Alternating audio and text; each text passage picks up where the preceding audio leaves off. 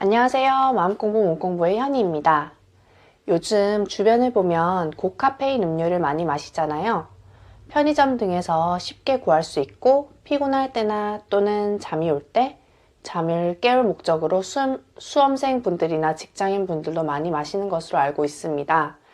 일부 분들은 술에 고카페인 음료를 섞어 마시기도 하는데요. 특별히 부작용은 없는지 오늘은 고카페인 에너지 음료의 섭취 실태와 부작용 등을 한번 알아보려고 합니다.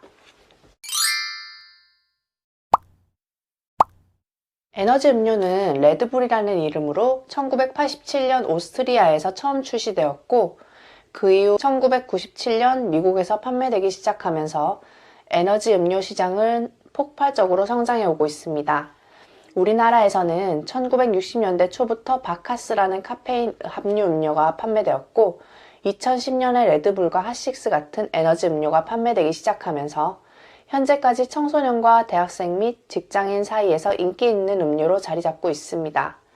에너지 음료는 교감신경계를 자극하는 각성물질 또는 몸의 기운을 활성화하는 성분인 카페인, 과라나 타우린, 인삼, 타민 등을 함유하고 있어 에너지 증진, 각성, 집중력 향상, 그리고 운동 수행 능력 향상 등의 목적으로 섭취하게 되는데요.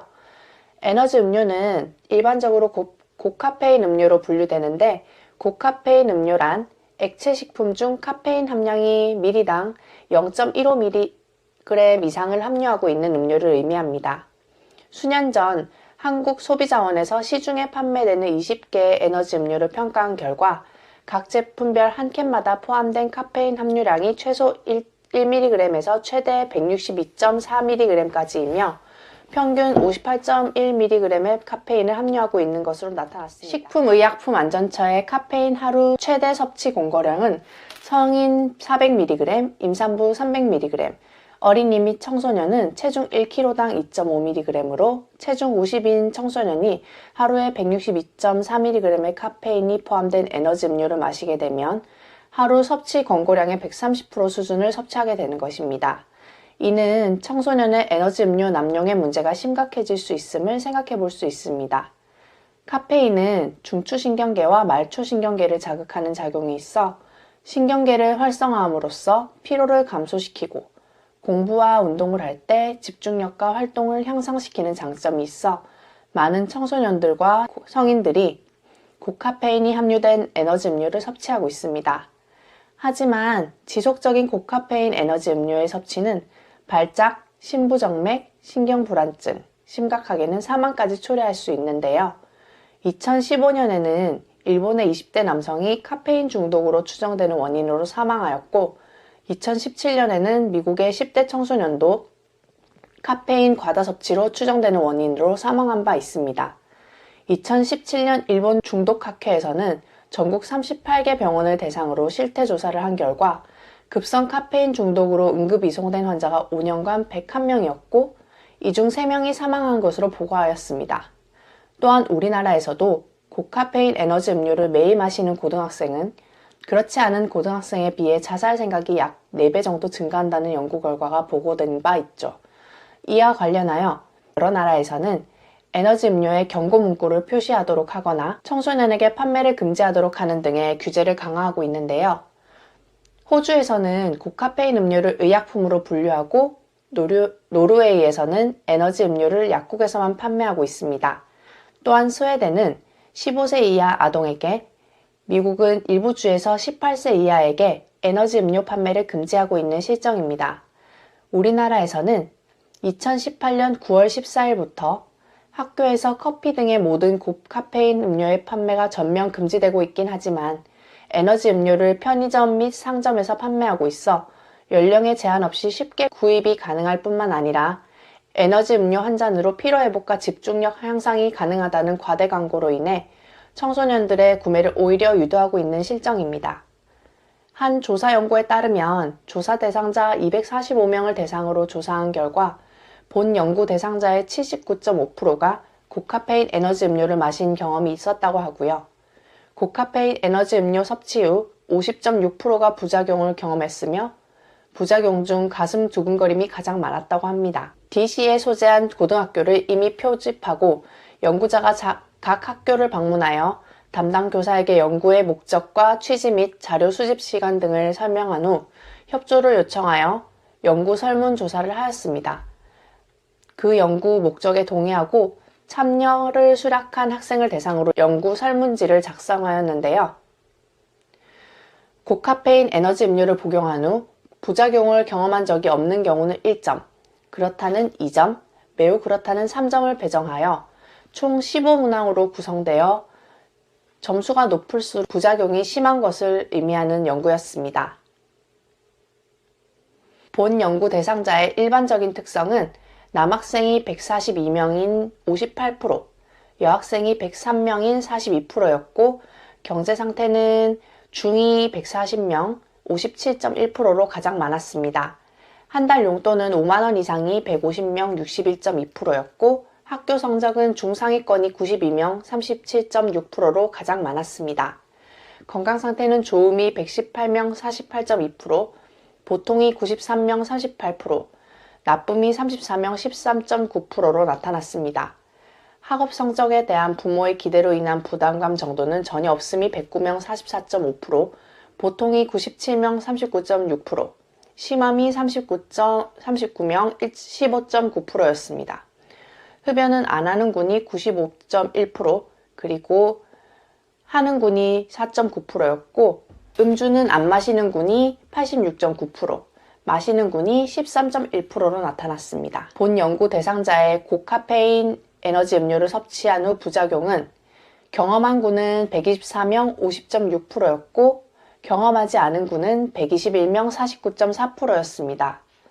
부작용으로 가장 많이 경험한 것은 가슴 두근거림이었고 그 다음이 불면증, 두통, 어지러움과 손과 안면 등의 떨림 증상 순이었습니다. 부작용 경험군의 수치가 50.6%로 절반 이상임을 확인할 수 있는 부분이네요. 계속해서 살펴보겠습니다. 한 달 용돈이 5만원 이상인 군이 카페인 에너지 음료를 더 많이 섭취하고 음주를 하지 않는 군이 에너지 음료를 적게 섭취하는 것으로 나타났습니다. 피곤해서 섭취하는 군과 공부할 때 섭취하는 군에서 부작용 경험이 더 많은 것으로 나타났네요. 대학생을 대상으로 한 다른 연구에서는 51.1%가 또 다른 연구에서는 43.6%가 부작용을 경험했다고 하였습니다. 부작용 증상을 보면 본 연구에서는 가슴 두근거림이 가장 많았고 불면증, 두통, 어지러움, 손이나 안면 등의 떨림 증상 순으로 나타났습니다. 고카페인 에너지 음료를 섭취한 후 부작용에 대한 대부분의 연구에서도 가슴 두근거림과 불면증이 가장 많이 나타나 새 연구 결과가 일치하였습니다.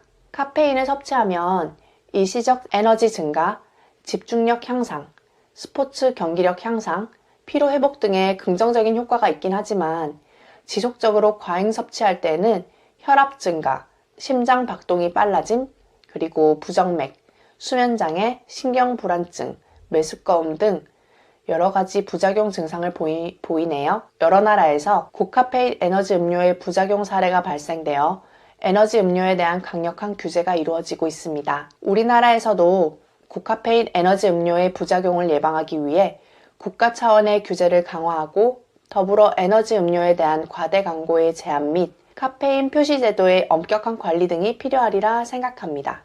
에너지 음료의 카페인은 알코올을 과량 섭취했을 때 나타나는 졸음 등과 같은 신체적 자각 증세의 인지를 방해해서 과음을 유발하게 되고 그 결과 신체적 정신적 부작용이 일어나거나 각종 사고의 발생 빈도를 높이게 됩니다. 이러한 이유로 인해 캐나다와 스웨덴에서는 에너지 음료와 술을 혼합해서 섭취하지 말도록 주의 문구의 표시를 의무화하였고 유흥업소에서 에너지 음료의 판매를 금지하고 있습니다. 따라서 우리나라에서도 고카페인 에너지 음료와 술과의 혼용에 대한 주의사항을 에너지 음료에 표기해야 하고 음주와 함께 에너지 음료의 섭취 시에 발생할 수 있는 위해성에 대한 홍보 및 건강교육을 지속적으로 실시해야 할 것입니다. 연구를 보면 여학생이 남학생보다 부작용을 더 많이 경험하는 것으로 나타나는데요. 우리나라 만 18세 여학생의 표준 체중은 54kg으로 남학생은 66.7kg인 것에 비해 동일 고카페인 에너지 음료를 섭취한 경우 여학생은 남학생보다 더 많은 카페인을 섭취하게 되는 것입니다. 카페인 하루 최대 섭취 권고량에서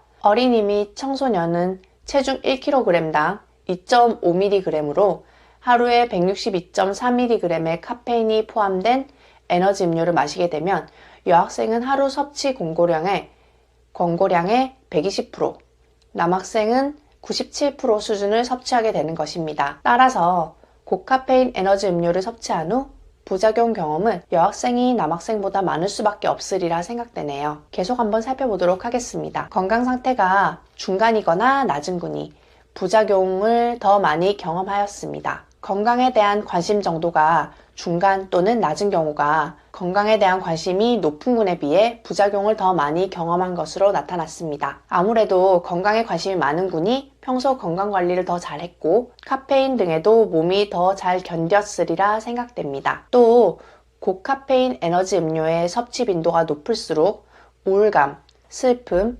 스트레스 등의 부정적인 정신건강 문제가 더 많았습니다. 자살 생각의 위험성도 더 높게 나타났고요. 국외 여러 부작용 사례 보고에 따르면 기저질환을 가진 환자에게 고카페인 에너지 음료의 섭취가 질환에 유의한 영향을 미친 것으로 나타나 고카페인 에너지 음료는 섭취 대상자의 신체적 건강뿐만 아니라 정신적 건강에도 유해한 영향을 미침을 알 수 있습니다. 건강 상태가 중간이거나 낮은 군의 경우에는 고카페인 에너지 음료의 섭취로 인해 건강 상태가 더욱 나빠지는 등의 악순환이 야기될 수 있으므로 이를 사전에 예방할 수 있도록 건강 교육의 실시 등의 방안이 마련되어야겠습니다.